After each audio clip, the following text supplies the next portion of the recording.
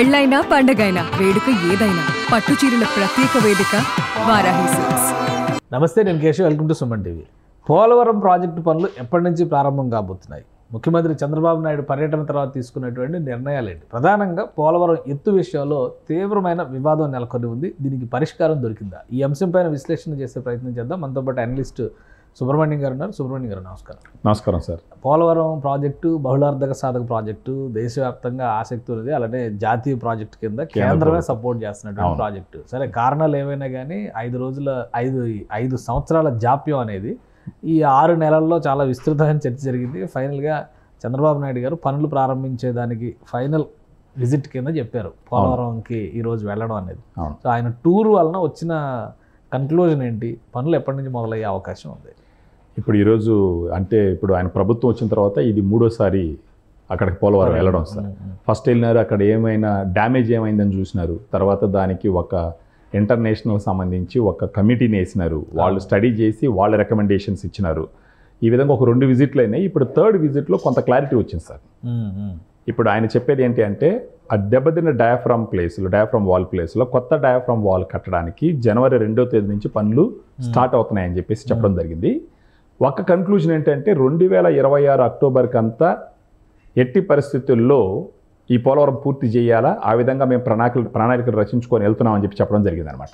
దానికి ఫస్ట్ వరకు జనవరి 2వ తేదీ రెండు సీజన్లో మొత్తం నిర్మాణ కార్యక్రమాన్ని పూర్తి చేయాలి. నిర్మాణం చేయాలంటే ఈ నవంబర్ నుంచి మే, జూన్ వరకే అవకాశం, జూన్ వరకు ఉంటుంది. అవును.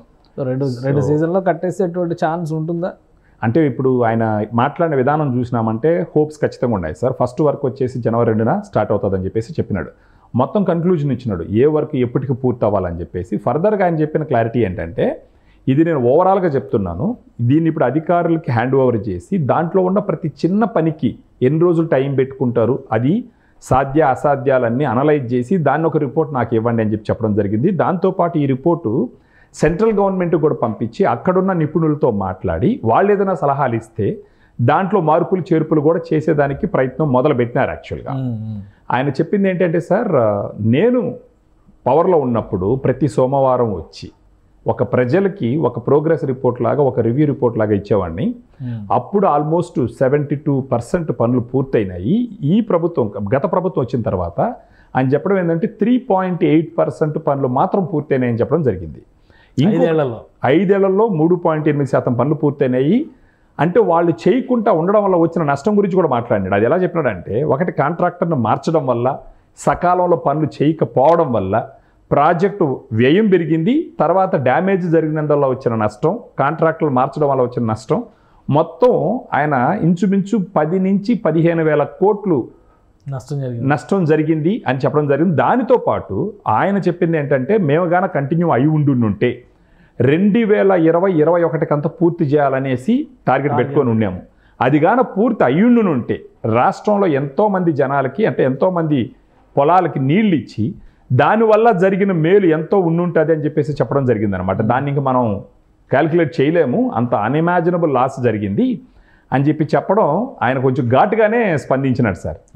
ఒక మూర్ఖపు ఆలోచన చేస్తే ఎలా ఉంటుంది అంటే, మనకు ఆంధ్రప్రదేశ్కి అమరావతి, పోలవరం 2 కళ్ళు. ఆ 2 కళ్ళు పొడిచేసి 5 సంవత్సరాలు ఆంధ్రప్రదేశ్ని అంధకారంలోకి తీసుకెళ్ళినారు. రాష్ట్ర విభజన జరిగినప్పుడు ఆల్రెడీ హైదరాబాద్ వచ్చేసి సెల్ఫ్ సస్టైనబుల్ పొజిషన్లో ఉంది. దానితో పాటు ఆంధ్రప్రదేశ్ పోవాలి అని అంటే అమరావతిని, తర్వాత పోలవరాన్ని సెంట్రల్ గవర్నమెంట్ సపోర్ట్ చేసి దానికి పని పూర్తి అవ్వడానికి చేయాలన్న ఒక ఉద్దేశంతో చేసినటువంటి పని అది కానీ 2 పూర్తి అయ్యుంటే ఖచ్చితంగా తెలంగాణతో ప్యారలల్గా అభివృద్ధి జరిగేదానికి అన్ని రకాల అవకాశాలు ఉండుంటాయి. అది 2 పూర్తిగా ఆపేయడం వల్ల, సరిగా పనులు మూవ్ అవ్వకపోవడం వల్ల రాష్ట్రం ఎంతో అంధకారంలోకి వెళ్ళిపోయిందని చెప్పడం జరిగింది. తర్వాత అక్కడున్న విలేకరులు కూడా కొంచెం ఏంటంటే, ఆ ప్రత్యేకించి ఆ పోలవరం ప్రాజెక్టు ఎత్తు వాళ్ళ ప్రభుత్వంలో 45.75 మీటర్లు ఎత్తి పెట్టుకొని ఉంటే, అది వచ్చేసి గత ప్రభుత్వం సెంట్రల్ గవర్నమెంట్కి లెటర్ రాసి దాన్ని 41.15కి కుదించినారంట. అది బడ్జెట్ తగ్గుతుంది. అదే సార్ తేడా. ఇప్పుడు మీరు చూడాలి ఏంటంటే, మనసు పెట్టి చేసే వాళ్ళకి, భవిష్యత్తుని ఆశించి చేసే వాళ్ళకి, ఏదో చెయ్యాలి కదని చేసే వాళ్ళకి డిఫరెన్స్ చూడాలి మీరు. ఇప్పుడు మళ్ళీ ఒకవేళ దానికి అంత ఇంపార్టెన్స్ లేకపోతే మళ్ళీ చంద్రబాబు నాయుడు గారి ప్రభుత్వం ఇప్పుడు వచ్చిన తర్వాత మళ్ళీ సెంట్రల్ గవర్నమెంట్తో మాట్లాడి మళ్ళీ 45.75 మీటర్ల ఎత్తుకి ఎందుకు చేయాల్సి వచ్చింది? అప్పుడు టైంలో దాన్ని 41.15% ఇప్పుడు దాన్ని కానీ ఎవరైనా మాట్లాడితే గత ప్రభుత్వం ఉన్న వాళ్ళు ఏం మాట్లాడతారు తెలుసా సార్? సింపుల్ ఒక మాట అంటారు, వీళ్ళు కమిషన్లు దండుకోవడం కోసం ఎత్తు పెంచినారు, మేమేదో మిగిలించడం కోసం ఎత్తు తగ్గించినామని అంటారు. సో ఇప్పుడు ఈయన చెప్పింది కూడా ఏంటంటే ఎత్తు పెరిగితే నిల్వ సామర్థ్యం పెరుగుతుంది, ఎత్తు తగ్గితే నిల్వ సామర్థ్యం తగ్గుతుంది. Simple common understanding. ఎవరైనా ఎత్తు గురించి ఎందుకు కొట్లాడింది ఆంధ్రప్రదేశ్, ఉమ్మడి ఆంధ్రప్రదేశ్ ఆ రోజు? అదే రీజన్ కదా, అదే పోలవరం కూడా అదే అప్లై అవుతుంది కదా. అవును. సో ఆ రకంగా ఇప్పుడు ఆయన ఏం చెప్తాడంటే కొన్నిసార్లు విధి బాగలేక కొన్ని మనం పెట్టుకున్న షెడ్యూల్స్ మారతాయి, కొన్ని సమయాల్లో కొంతమంది మూర్ఖుల వల్ల మారతాయి అని చెప్పి అక్కడున్న విలేకరులు ఒకరు ప్రశ్నించినారు. సార్ మీరు ఇంతకు ముందర వాళ్ళు 41.15కి కుదించినారు కదా, మీరు ఎప్పుడు డిమాండ్ చేస్తారు 45.75కి పెంచాలని? అంటే ఆల్రెడీ గవర్నమెంట్తో మాట్లాడిన అప్రూవల్ తెచ్చుకున్నాము, అంటే మీరు కూడా ఏదో ఒకటి పుల్లలు పెట్టాలనేసి ప్రయత్నిస్తారు, ఎప్పుడు అడిగేస్తారు, ఎప్పుడు తెచ్చేస్తారు, మీరు ఇంకా హ్యాంగ్ ఓవర్లో ఉన్నారు, మీరు కూడా బయట రావాలా, బాధ్యతగా ప్రవర్తించాలా అంటే పోయి గొడవ పెట్టుకోవాలి, నేను సెంట్రల్ గవర్నమెంట్తో గొడవ పెట్టుకొని ప్రాజెక్ట్ డిలే అవ్వాలి, మీ అందరి ఉద్దేశం అది. గత ప్రభుత్వం వాళ్ళు అలా మాట్లాడారంటే వాళ్ళ రాజకీయ ప్రయోజనాల కోసం, లబ్ధి కోసం మాట్లాడినారని అనుకోవచ్చు. బాధ్యత కలిగిన మీరు ఎలా మాట్లాడడం కరెక్ట్ కాదని చెప్పేసి అక్కడ ఉన్న విలేకరులకు కూడా ఒకరోజు చురకంటించినాడు ఆయన. సో ఆల్రెడీ మేము అప్రూవల్ తీసుకున్నాము, అది అవుతుందని చెప్పేసి. మరి ఇంకొక మాట ఏం చెప్పినాడంటే అంతకు ముందర ఎలక్షన్స్కి ముందర ఆయన అక్కడికి వెళ్ళి ఏం జరిగిందో చూడాలనంటే పర్మిషన్ ఇవ్వకుండా 144 సెక్షన్ పెట్టి ఆయన బయట ఆపేసినారు. ఆ తర్వాత మళ్ళీ అప్రూవల్కి దరఖాస్తు చేసుకోమంటే చేసుకున్నా కానీ తర్వాత ఇవ్వనటువంటి సిచ్యువేషన్, తర్వాత ఎలక్షన్స్ వచ్చేసినాయి. ఇప్పుడు అలా ఉండదు, ప్రతి ఒక్కరికి సందర్శించేదానికి మేము ఇక్కడ ఎల్లవేళల గేట్లు ఓపెన్ చేసి పెడతాము. ఇది వచ్చేసి నా సొంత ప్రాజెక్ట్ కాదు, ఏదేదో జరిగిపోతుంది దాచిపెట్టాలని ప్రయత్నించడానికి, ఇది ప్రజల ప్రాజెక్ట్. ఇది ప్రతి ఒక్కరు ఇక్కడ వచ్చి సందర్శించి, ఇంక్లూడింగ్ పాతోళ్ళు కూడా, వాళ్ళు అపోజిషన్ వాళ్ళు కూడా వచ్చి సందర్శించి ఇక్కడ ఏదైనా ఉంటే చూసి చెప్పొచ్చు అని చెప్పేసి. అంటే పని చేసే వాళ్ళకి ఇలా ఉంటుంది ధైర్యం. అలా కాకుండా ఏదో మబ్బి పెట్టాలనో లేకపోతే ఎవరినో వస్తే దొరికిపోతామనో లేదంటే అక్కడ చేసిన అవకతవక లేదన్నా ఎత్తి చూపిస్తారని ఆలోచించే వాళ్ళు ఈ విధంగా జనాలు ఆపేస్తారు. ఆ పాయింట్లో ఈయన ఇప్పుడు పబ్లిక్గా చెప్పడం అనేది ఒక మనం ఆహ్వానించదగినటువంటి ఒక విషయం. ఆయన ఓపెన్గా చెప్తారు ప్రతి ఒక్కరు రావాలా, ప్రతి ఒక్కరు చూడాలంటే దాంట్లో ఆయనకున్న కమిట్మెంట్ క్లియర్గా మనకు అర్థమవుతుంది అనమాట. ఈ విధంగా చెప్పడం ద్వారా ఆయన ఏం చెప్పారంటే అతి తొందరలో దీన్ని పూర్తి చేస్తాము, దీన్ని పూర్తి చేసినామంటే ఇంచుమించు 7,20,000 ఎకరాలకి నీళ్లు అందుతాయి, ఆంధ్రప్రదేశ్లో నీటి కొరత అనేది ఉండదు. ఆయన మళ్ళీ ఇంకో పట్టిసీమ ప్రాజెక్ట్ గురించి మాట్లాడినాడు. నేను అప్పుడు పట్టిసీమ ప్రాజెక్టు నేను చెయ్యాలని అంటే అందరూ హేళన చేసినారు, కామెడీ చేసినారు. దాన్ని చేసినందువల్ల కృష్ణా డెల్టా ఈరోజు నీళ్లు పుష్కలంగా ఉన్నాయి. సో ఏది చేసినా సరే హేళన చేయడం, ఏది చేసినా ఎగతాళి చేయడం, దాంట్లో మళ్ళీ ఎత్తినేస్తున్నాం అని చెప్పేసి చేయడము. ఒకప్పుడు రాజకీయాలు చాలా గొప్పగా ఉండేది. ఒకప్పుడు రాజకీయాల్లో ఒక చిన్న పొరపాటు మనం ఎప్పుడైనా చెప్పినా కూడా చాలా భయపడి దానికి క్షమాపణలు చెప్పడము, విత్డ్రా చేసుకున్నామని చెప్పడము, ఇంత నిబద్ధత ఉన్నింది. ఎందుకంటే ఇమేజ్ దెబ్బతింటుందని.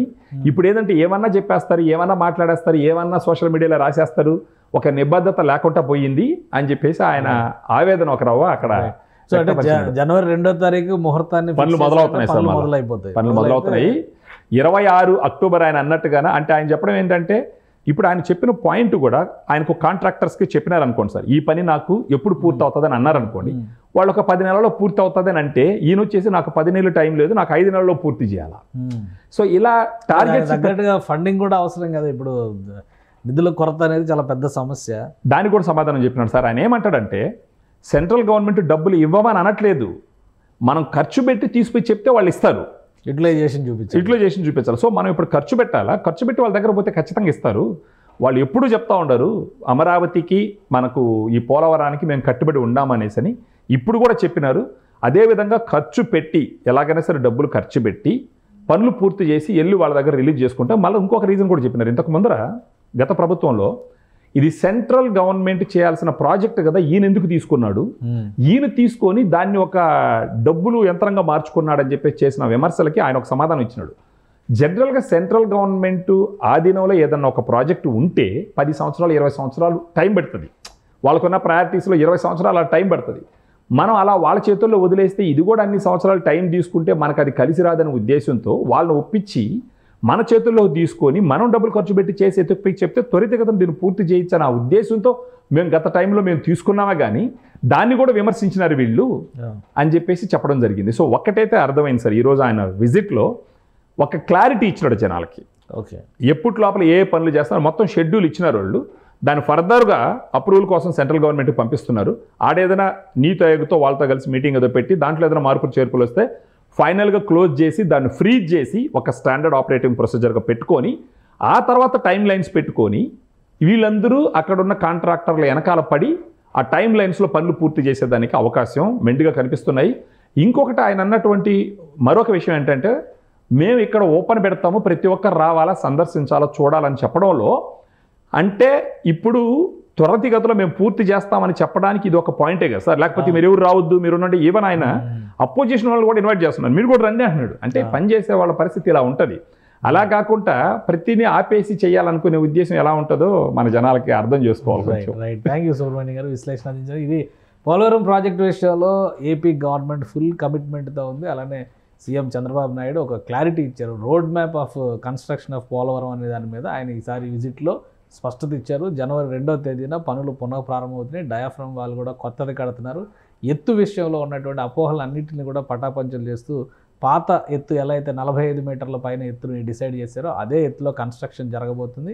ఇక పనులు మొదలైన తర్వాత ఈ ప్రాంతాన్ని సందర్శించడానికి ఎవరైనా రావచ్చు అని ఓపెన్ ఆఫర్ చంద్రబాబు నాయుడు గారు ఇవ్వడం అనేది ఆసక్తికరంగా మారింది. నిర్మాణాన్ని ముందుకు తీసుకెళ్లేటువంటి క్రమంలో ప్రభుత్వం కమిట్మెంట్తో ఉందనడానికి ఇదొక ఉదాహరణని సుబ్రహ్మణ్యం గారు విశ్లేషిస్తున్నారు. ఇది special discussion. Keep watching. Suman టీవీలో మీ పర్సనల్ అండ్ బిజినెస్ ప్రమోషన్స్ కోసం కింది నెంబర్కి కాంటాక్ట్ చేయండి.